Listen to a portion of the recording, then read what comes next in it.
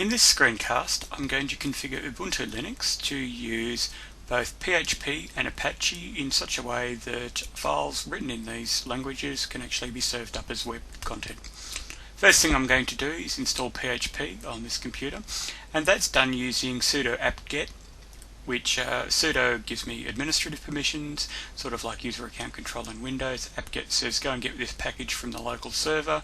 So rather than, as you saw in the previous screencast where on Windows I'd actually downloaded the software and then installed it, I'm actually doing the downloading, the installing and the configuring all in one step using apt-get, which kind of helps make things a little easier. Now, PHP is really probably more popular these days than Perl for serving up web content. So you can run PHP on Windows and on Linux, of course.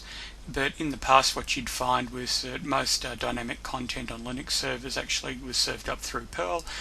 These days, it tends to be a bit more PHP. So what this has done, this has downloaded the package, has restarted the web server, set up PHP, and because these packages are actually designed for Ubuntu, there's a minimum amount of configuration that I need to do unless I actually want to go out and do something a bit unusual with the way I've got it set up. So this is forcing a reload of the web server, and essentially PHP is now installed. Next thing I want to do is I want to show you my test PHP file. So I'll just load up the graphical editor in Linux, gedit, and you can see it's just a really dirt simple file. I'll close that, and what I'll now do is I'll copy it across to the directory where I'm going to load it from. Now, with PHP it's not necessary to actually put it in any special directory, so I'm just going to copy it to the directory of the Apache web server. I'll load up Firefox, which is the default browser for Ubuntu. And what I'm going to do is I'm going to point Firefox to that directory, and if everything's gone well, what you'll see is the content of that PHP file when I execute it. So just type in localhost test.php and hit enter, and PHP is working correctly. Great. Okay, so what I'll do now is I'll close everything and exit that just to clear it off so you can see what I'm going to do, because essentially I'm going to do the same thing now, but I'm going to do it for Perl. Now, Perl's an older language, much older than PHP. In fact, one of the reasons PHP was developed was because people found web programming with Perl a bit difficult.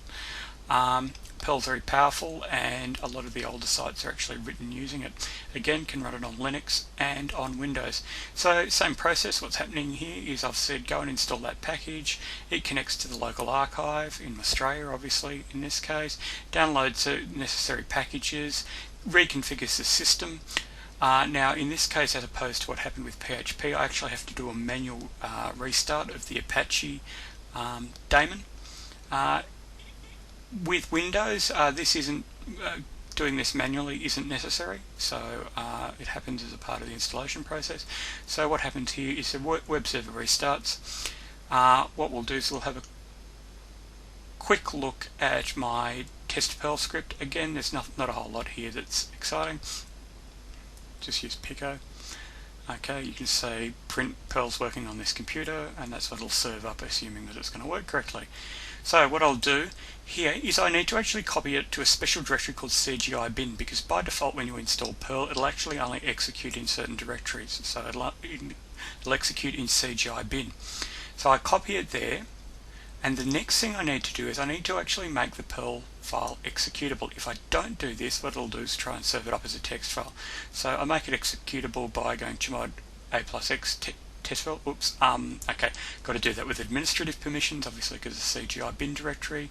Do that, and what I'll do now is load up our good friend Firefox and essentially point it at that file, and if everything's been configured correctly, what we'll find is that we'll get that message that you just saw in the text file. So localhost CGI bin testperl.perl. Perl's working on this computer, and that's configuring, setting up Perl and PHP on Linux.